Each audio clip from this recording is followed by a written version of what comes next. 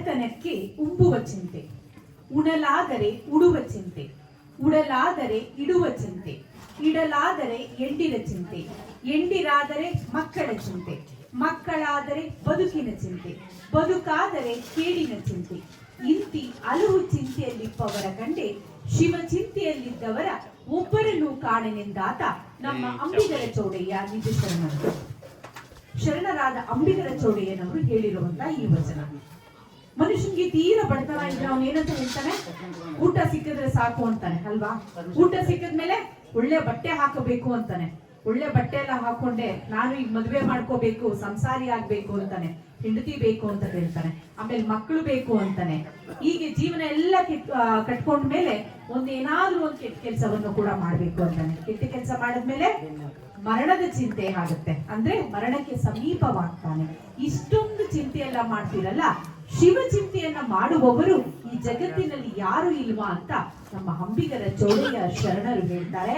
ಆದ್ರೆ ಚೆನ್ನಪ್ಪನಪುರದ ಗ್ರಾಮದವರು ಈ ಒಂದು ವಚನವನ್ನ ಸುಳ್ಳು ಮಾಡಿದ್ದೀರಿ.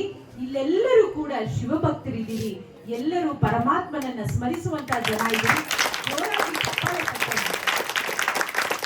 ಇಲ್ಲಿಯವರೆಗೆ ತಮ್ಮ ಅಧ್ಯಕ್ಷೀಯ ನುಡಿಯಲ್ಲಿ ಸಾಕಷ್ಟು ವಿಷಯದ ಬಗ್ಗೆ ನಿಮ್ಗೆ ಎಲ್ಲರಿಗೂ ತಿಳಿಸ್ಕೊಟ್ರು ಡಾಕ್ಟರ್ ವಚನ ಕುಮಾರಸ್ವಾಮಿರವರು. ಎಲ್ಲರಿಗೂ ಇಷ್ಟ ಆಯ್ತಾ? ಇಷ್ಟ ಆಯ್ತಾ? ಇನ್ನೊಂದ್ ಸ್ವಲ್ಪ ಮಾತಾಡ್ಬೇಕಾಗಿತ್ತ ಸರ್? ಮಾತಾಡ್ಬೇಕಾಗಿತ್ತ?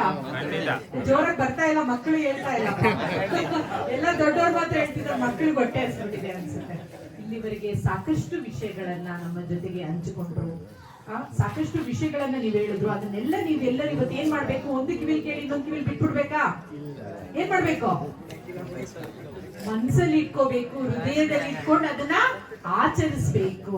ಯಾವುದೇ ವಿಷಯವನ್ನೇ ಆಗಲಿ, ಯಾವುದೇ ಒಂದು ಭಾಷಣ, ಉಪನ್ಯಾಸ ಏನನ್ನ ಕೇಳಿದ್ರು ಕೂಡ ಅದನ್ನ ಅರ್ಥೈಸಿಕೊಂಡು ನಾವೇನ್ ಮಾಡ್ಬೇಕು? ಜೀವನದಲ್ಲಿ ಪಾಲಿಸ್ಬೇಕು. ಅದನ್ನ ಪಾಲಿಸಿದಾಗ ಮಾತ್ರ ನಮ್ಮ ಜೀವನ ಏನಾಗುತ್ತೆ? ಉತ್ತುಂಗ ಸ್ಥಾನಕ್ಕೆ ಏರುತ್ತೆ, ಸಾಕ್ಷಾತ್ಕಾರವಾಗುತ್ತೆ.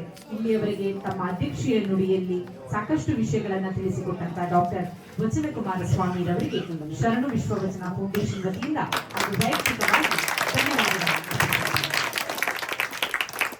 ಈಗ ಕಾರ್ಯಕ್ರಮದ ಕೊನೆಯ ಅಂತ ಆಗ್ಲೇ ಕೊನೆಯದು ಅಂತ ಹೇಳಿದ್ರು, ಇನ್ನೊಂದಿದ್ಯಾ ಅಂತ ಕೇಳ್ಬೇಡಿ. ಏನಿಲ್ಲ, ಎಲ್ಲರಿಗೂ ಒಂದು ವಂದನೆಯನ್ನ ಸಲ್ಲಿಸೋದು. ಹಾಗೆ ಅದಕ್ಕಿಂತ ಮುಂಚೆ ನಾವು ನಮ್ಮ ಈ ದಿನದ ದತ್ತಿ ದಾಸೋಹಿಗಳಾದಂತಹ ಶಿವಪ್ರಸಾದ್ರವರನ್ನ ನಮ್ಮ ಶರಣು ವಿಶ್ವವಚನ ಫೌಂಡೇಶನ್ ವತಿಯಿಂದ ಗೌರವಿಸಬೇಕು. ಅವರಿಗೆ ಒಂದು ಶಾಲು ಹಾರ